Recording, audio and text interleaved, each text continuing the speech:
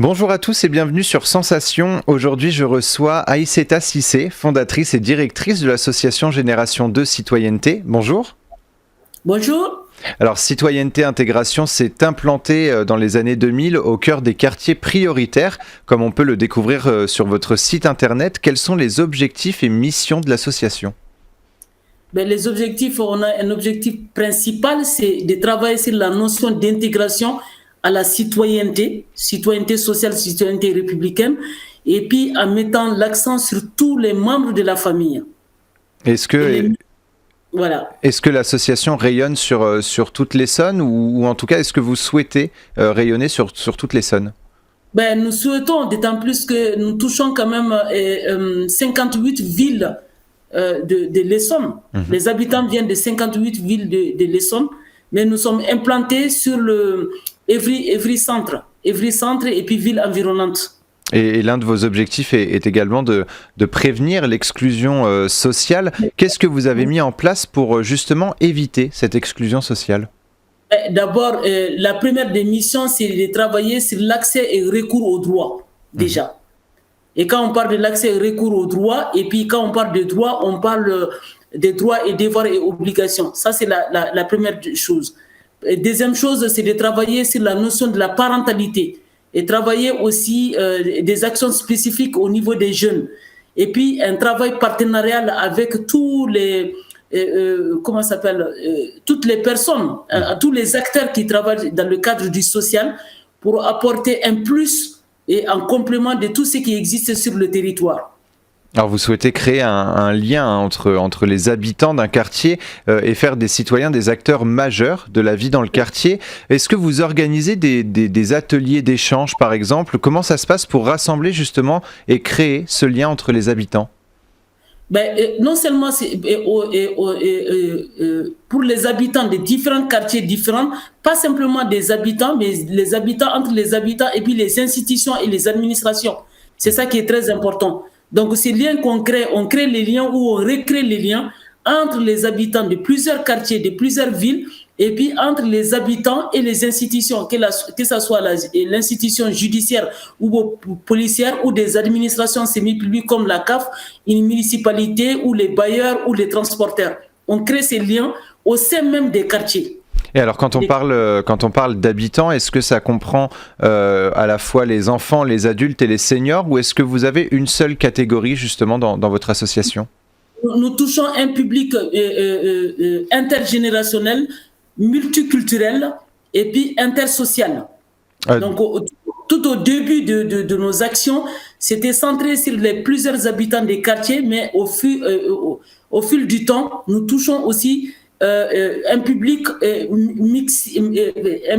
mixte socialement. Et parmi vos objectifs, il y a celui du développement personnel et professionnel chez les jeunes. Comment est-ce que vous accompagnez justement ces jeunes ?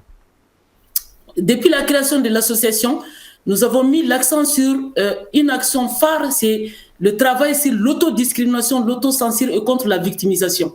C'est-à-dire donner des outils, travailler avec les jeunes pour travailler sur cette notion. Comment je peux être acteur ou bien actrice de ma propre discrimination ? Et ça, c'est très fort. Et ça se passe par des ateliers confiance en soi, l'estime de soi, l'esprit critique. Et ça se passe sur des ateliers thématiques, comment développer son développement personnel, etc. Donc, nous avons plusieurs outils, nous avons plusieurs ateliers thématiques. Mais l'action phare, c'est la notion de lutter contre l'autodiscrimination et l'autocensure. Et justement, comment est-ce que les jeunes accueillent cet atelier sur l'autodiscrimination ?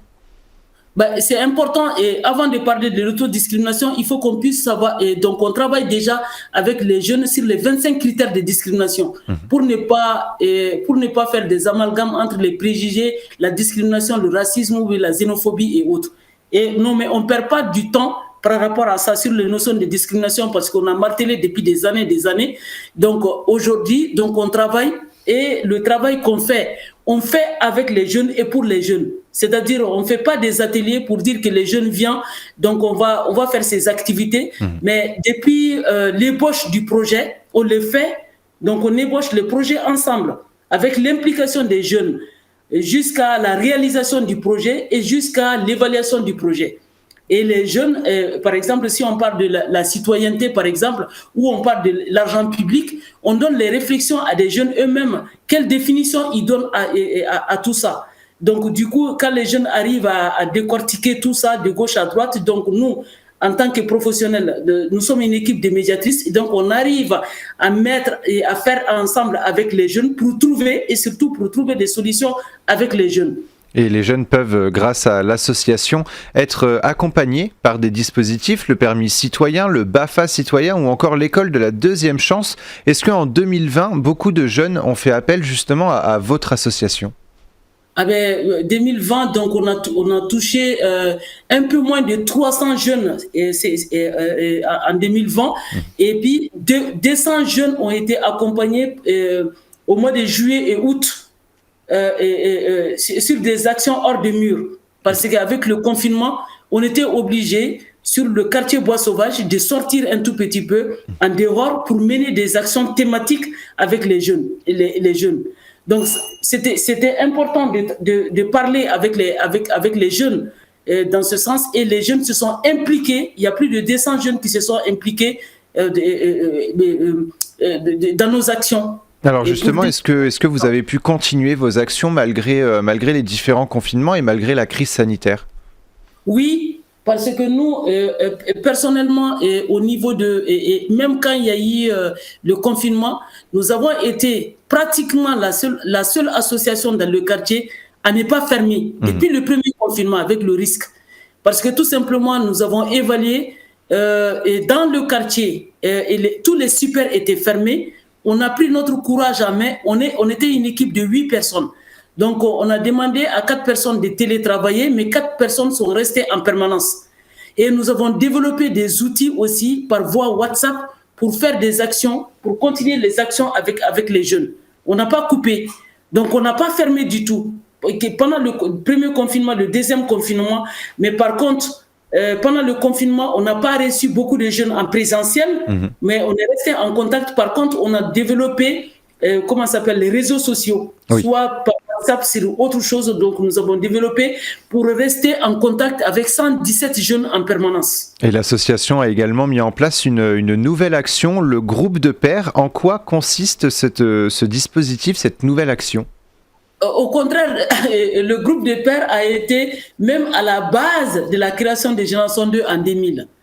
Parce que, en fait, Génération 2, officieusement, Génération 2 a 30 ans. Mais officiellement, sur les papiers, Génération 2 a 20 ans. C'est-à-dire, moi, en tant que fondatrice, j'avais travaillé 10 années entre 89 et puis 99. J'avais travaillé sur la notion d'intégration. Mais au début, mes interlocuteurs, c'était des femmes. Pendant 10 années, tout le travail qu'on a mis en place, c'était en direction des femmes. Mais au bout de 2018, il y a eu des événements dramatiques qui ont sécurisé nos quartiers. On a eu 2 meurtres, des rixes interquartiers. Donc c'est en ce moment-là qu'on a observé que les pères aussi étaient en souffrance. Donc pendant les 10 premières années, on a travaillé avec les femmes, on a travaillé avec les jeunes. On a remarqué, plus on travaille avec les femmes, plus elles s'émancipent, plus il y a un fossé qui s'est créé avec les hommes. Il y a plusieurs associations sur le territoire qui travaillent tout le temps avec les femmes et avec les jeunes. Donc, le projet de la création de Génération 2 a été axé à la place et le rôle qu'on peut donner à des papas. Alors vous pensez justement que les pères sont moins présents finalement dans la vie de la cité et vous voulez justement réinstaurer leur rôle dans la cité ? Justement, parce que toutes les institutions, on commence par les institutions scolaires d'abord. Quand la maman, elle comprend le français ou bien elle ne comprend pas le français, ou bien le contact directement, c'est les mamans ou bien les grands frères qui vont aller. Mais arrivé au RIX interquartier, la police et la justice demandent la présence des papas. Des papas. C'est en ce moment que l'idée est venue et qu'il y a des pères qui s'est posé la question, mais pourquoi mon enfant est menotté ? C'est mon enfant qui a volé, c'est mon enfant qui a tué. Ils n'arrivent pas à comprendre. Donc, il n'y avait pas des espaces comme on faisait avec les femmes. Parce qu'on fait avec les femmes. Dans nos quartiers, les femmes, souvent, c'était les femmes d'origine immigrée parce qu'il y avait 3 discriminations. En tant que femme, souvent en tant que noire, en tant qu'immigrée encore. Donc, les femmes ont... enfin, il y a eu il y avait eu des sympathies par rapport à ces femmes. Il y a vraiment des associations qui ont mis vraiment l'accent sur... Et c'est important en plus de toute façon donner une place à chacun. Merci beaucoup, Oui, Aïssata Cissé, d'avoir été avec nous sur Sensation. Et pour revoir ou réécouter cette émission, rendez-vous sur notre site et application Radio Sensation.